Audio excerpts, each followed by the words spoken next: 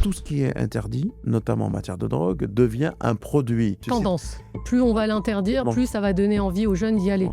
Aujourd'hui, nous abordons un sujet de santé publique qui touche de plus en plus de jeunes, de familles, de territoires, le protoxyde d'azote.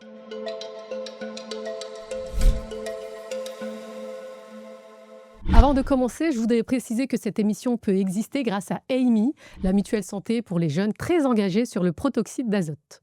Bonjour professeur. Bonjour. Vous êtes psychiatre, addictologue et président de la Fédération française d'addictologie. On parle aujourd'hui du protoxyde d'azote. J'ai une question simple. Qu'est-ce que le protoxyde d'azote ? Alors, c'est un gaz qui a une utilité qui peut se retrouver à la fois dans le milieu de la santé, parce que c'est un gaz qui permet de prémédiquer anesthésiant, qui permet aussi la détente en anesthésie, mais c'est un gaz qu'on retrouve aussi dans la vie de tous les jours. C'est celui que l'on retrouve dans les cartouches pour faire de la chantilly. On le retrouve aussi dans l'industrie automobile. Donc, c'est un produit qui est utile au quotidien, à la fois pour des raisons médicales, mais aussi pour des raisons fonctionnelles et de vie du quotidien. Pourquoi est-il aujourd'hui si populaire auprès des jeunes ? Alors, on l'appelle aussi gaz hilarant, vous l'avez Voilà. dit. Il est populaire parce que c'est un gaz qui est enivrant, qui entraîne une forme de détente, d'ivresse. C'est la raison pour laquelle on l'utilise. Et en même temps, il va détendre et avoir quelques effets secondaires qui ne sont pas recherchés lorsqu'on met en place le caractère médical qui a été détourné par les jeunes. On met le contenu du gaz dans un ballon, on aspire, et puis on a une détente, on rit. Ça prend quelques minutes, très peu de minutes, les effets, après ça disparaît. C'est des effets immédiats, en fait. Il y a des effets immédiats, des effets recherchés. Et ensuite, on a des effets qui ne sont pas recherchés et qui sont pénibles et qui deviennent de plus en plus dramatiques et inquiétants. Aujourd'hui, on a l'impression que c'est en libre service. C'est un peu dédiabolisé parce que ça a ce terme gaz hilarant. Les effets concrets, en fait. Parce qu'on parle d'atteinte neurologique. On va les voir. Alors, on parle d'hilarant, mais c'est pas très marrant. Voilà, exactement. Non, sur les effets d'abord immédiats, quand on consomme des produits comme ça qui sont détournés de leur usage indiqué, on a des risques en aigu. On peut avoir des brûlures, on peut avoir des effets de concentration de ce produit liés à, par exemple, l'excipience ou bien l'emballage qui n'est pas adapté, parce qu'il y a quand même une filière de trafic. On risque d'avoir des choses très graves, notamment des phénomènes d'arrêt cardiaque, des AVC qui ont été rapportés.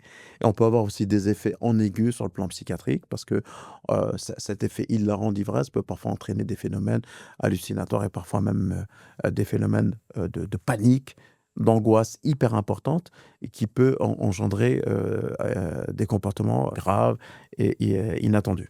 Ça, c'est en aigu. En chronique, ce qu'on retrouve, c'est d'abord, c'est la raison pour laquelle je suis là, un risque de dépendance. Parce que ce gaz vient perturber le système de récompense et l'homéostasie neurobiologique que l'on connaît avec d'autres produits, comme des produits réputés rendre dépendants, comme le tabac, l'alcool ou la cocaïne. Donc, En fait, on peut entraîner une addiction avec ça. En termes médicaux, on peut avoir une addiction. On peut avoir une dépendance, oui, une vraie addiction, parce que, et ensuite, le fait de recommencer cette consommation va entraîner essentiellement des problèmes de type psychologique, psychiatrique, comme j'ai cité, qui s'installe, mais surtout, une neurotoxicité. C'est-à-dire une toxicité sur les neurones, et notamment avec une atteinte de la vitamine qui vient alimenter les neurones, la vitamine B12, ouais. et ça va entraîner quoi ? Ça va entraîner des atteintes proximales ou distales, c'est-à-dire soit le haut, soit le bas.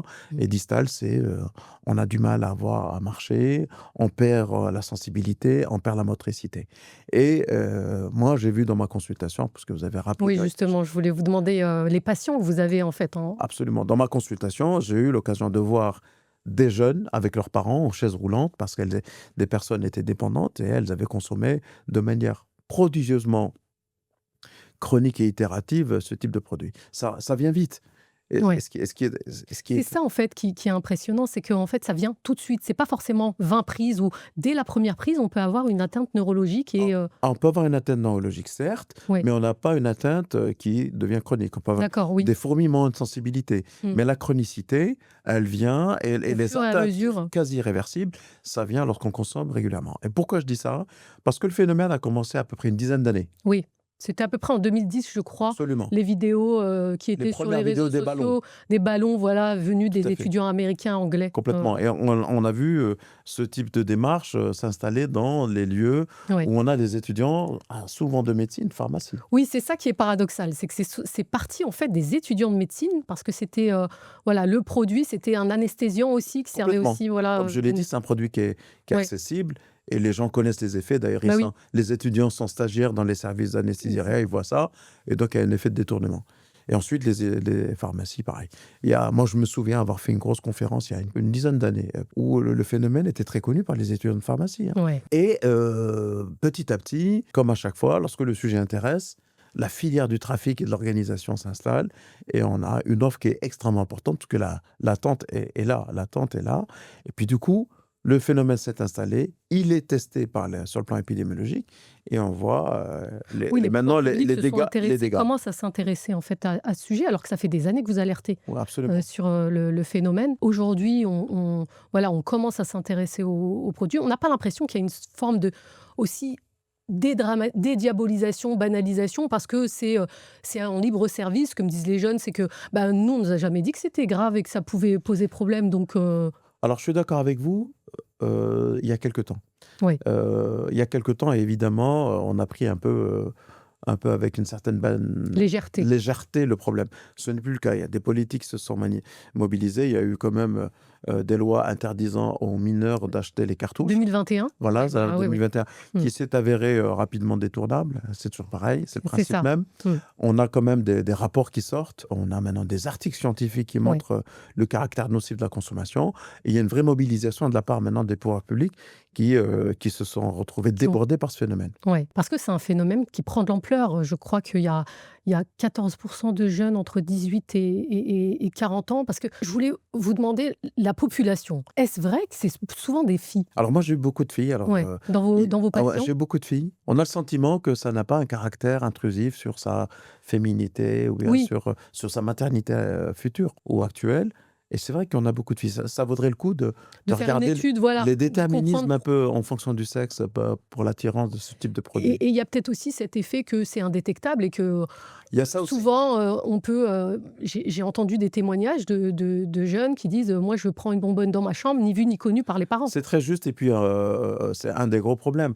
On a tous été témoins des accidents et des décès Oui, liés à la consommation de ce produit chez des mineurs qui avaient pris le volant. On a même eu un cas terrible de deux jeunes qui se sont retrouvés dans une piscine privée et qui sont morts noyés. Ils étaient mineurs. Donc là-dessus, on n'arrive pas à détecter comme on peut détecter de la drogue dans les urines ou dans le sang ou bien dans l'air expiré, l'alcoolémie, tout ça. Mm. C'est plus compliqué avec le protoxyde d'azote. On a une impasse technique pour le repérage, je suis d'accord avec vous. Du coup, ça a une certaine vertu parce qu'on peut consommer et la main sur le cœur dire que je Voilà, n'ai pas consommé. j'ai pas consommé parce qu'il y a aucun moyen de vérifier que c'est le cas. J'aimerais vous poser des questions, les questions que tout le monde se pose. Est-ce que les adolescents et jeunes adultes sont-ils plus vulnérables aux effets de ce gaz? Bah, clairement, parce que leur cerveau est en maturation. Toute prise de produit qui a une On rappelle que en fait, la prise de protoxyde d'azote, ça atteint la vitamine B12, qui est la vitamine dans le qui cerveau. permet, qui nourrit la cellule nerveuse. Ça la désactive, en fait. En plus de ça, complètement, ça l'annule. Et donc, il y a le tropisme ou le trophisme, comme on dit, ou bien l'alimentation, la genèse, la Oui. neurogénèse se retrouve perturbée. Et puis, c'est d'autant plus compliqué pour un jeune que le cerveau, on le voit, on le sait pas, mais continue à maturer au-delà d'un certain âge, au-delà de la Oui, majorité. voilà, Jusqu'à de 23, l'apparence. On a l'impression 22, qu'on voilà. grandit plus à partir de 18 Ouais, ans, mais parce le cerveau, il continue à On grandir. confond l'apparence liée au sexe Ouais, c'est ça. avec la maturation du cerveau. Et ça, c'est C'est important de le dire parce qu'on a. absolument, c'est un facteur perturbant qui est extrêmement important. C'est le cas de la plupart des drogues, mais le protoxyde d'azote plus spécifiquement. Autre question, un lien entre le protoxyde d'azote, les troubles psychiatriques et la santé mentale des jeunes. Est-ce que il y a un lien? Oui, il y a toujours un lien forcément parce que comme il y a un effet d'ivresse, comme il y a ce qu'on appelle c'est un Le produit côté euphorisant, voilà, voilà. il y a un effet sur l'humeur. Mm. Et donc, lorsqu'on perturbe l'humeur par un produit toxique, on peut, pour certaines personnes qui ont une vulnérabilité liée à l'humeur, déclencher un trouble bipolaire ou un trouble ou une cyclothymie ou bien des variations comme ça de l'humeur. Donc, oui, il y a un lien chez des populations, mais chez des jeunes qui ont une prédisposition à Qui ont ça. un terrain un peu. La plupart, oui. La grande question, c'est est-ce que, là, on est peut-être un peu sec Ouais. sur le plan de la littérature scientifique, est-ce que la prise de ce produit peut créer, et non pas déclencher, créer une maladie psychiatrique? Là, j'ai Là, du c'est mal à un vous peu répondre tout de tôt. suite. Oui. Il y a des C'est toute la problématique, ce qu'on appelle les comorbidités ou les pathologies duelles. On a, quand on vous entend parler, on comprend maintenant la dangerosité, on l'a compris avec vos différentes prises de parole, entre autres, mais on a l'impression d'être impuissant, que voilà, c'est toujours en libre service. Aujourd'hui, un clic et puis vous avez des Ouais. bonbonnes. Hier, je regardais, sur Amazon, vous pouvez avoir des bonbonnes, Ouais. sur Snapchat, vous Ouais, pouvez c'est en terrible. avoir, les épiceries, on les trouve même en soirée, Ouais, ouais. j'ai Ah appris non, ça. surtout en soirée avec, maintenant avec, des contenants, extrêmement Oui, c'est élevés. ça, C'est des grosses bonbonnes, hein, c'est ça. de colorées, parfumées Oui, maintenant, c'est avec des avec des arômes. arômes, c'est Donc exactement ce qu'on a découvert. clairement une filière, du trafic qui s'est emparée, pardon, de ce sujet pour en faire un produit de diffusion tactique. C'est le cas. Alors pourquoi c'est compliqué? Parce que si vous interdisez le protoxyde d'azote, vous allez complexifier le circuit, pour lequel ce produit existe. C'est-à-dire, Les l'in boulangers pour le chantilly et cetera, pour les l'industrie, évidemment, la santé, les équipements, c'est compliqué. Donc il faut aller entre 2 mais comment on peut sensibiliser? et puis il y a un élément sur lequel, j'attire votre attention. Tout ce qui est interdit, notamment en matière de drogue, devient un produit qui prend de la valeur Tendance. et qui suscite l'intérêt et la curiosité des jeunes. Donc là-dessus, il faut aller Oui, c'est entre les 2. transgresser l'interdit, en fait. Plus on va l'interdire, Complètement, plus ça va donner envie aux jeunes d'y aller. complètement. Je pense que le mieux, à mon avis, c'est de faire de l'éducation. Passer des lois qui interdisent à la marge, par exemple, les produits aromatiques, les parfums, tout ça. Faire beaucoup, beaucoup d'éducation, faire ce que vous faites, c'est-à-dire alerter à travers des médias qui sont visités par des jeunes aussi. Oui. Aller dans les lycées, les collèges, sensibiliser le milieu de la santé, hospitalier aussi, sur la On le nécessité. fait pas assez aujourd'hui. Je pense qu'on le fait, mais il faut que ça soit une mobilisation de la société. C'est un produit qui s'est Une insinué. éducation aussi des parents, même si, ils Les sont un peu parents sont impuissants les aussi. derniers, Voilà, souvent à être renseignés. Il faut les renseigner, les éduquer, leur donner l'information. donc pas forcément classés en stupéfiants. Alors ça a été une idée auquel j'adhère pas Vous, en tant que professeur, j'adhère pas réellement. Peut-être que j'ai tort, mais je vois pas en quoi ça pourrait avoir un effet particulièrement dissuasif. Regardez, les stupéfiants, il y en a beaucoup, et qui sont vendus en pharmacie, qui sont bien sûr. détournés, hein. Le tramadol, tout ça. Éduquer, éduquer, éduquer. Éduquer, c'est la Protéger. solution, Ouais. informer, Éduquer, informer. La plupart des jeunes qui prennent le dès protoxyde, l'école? rapidement, oui. Je suis pas certain qu'ils soient en connaissance des dégâts, des terribles dégâts sur leur cerveau et sur leurs membres. Bien sûr, c'est la problématique aujourd'hui. On le voit, dans l'opinion publique, parce que quand vous C'est parlez du protoxyde d'azote, beaucoup de gens ne savent même pas ce que ça veut dire. non, non, si vous dites gaz hilarant, c'est un peu plus. C'est ça, il y a pas C'est pas aussi grave, il faut le une... dire, hein. Ouais, Bah, hilarant, oui, mais attention, il a rien d'hilarant. complètement, tout à Voilà. fait. Pour finir, je vais vous poser, des questions quand on voit une forme de banalisation, du protoxyde d'azote. Est-ce qu'on n'a pas aussi, collectivement sous-estimé, la dangerosité du Bah, produit? évidemment, clairement, oui. J'ai connu, moi, une autre époque où, c'était pas encore la publicité ni la tendance, c'était pas la mode, le gaz hilarant, mais qui n'a pas senti l'alcool, qui n'a pas senti les éthers, les solvants, mais qui aurait pensé qu'on allait transformer une génération et une génération de dépendants. Je pense qu'il y a, avec ce protoxyde d'azote, la conjonction de plusieurs facteurs.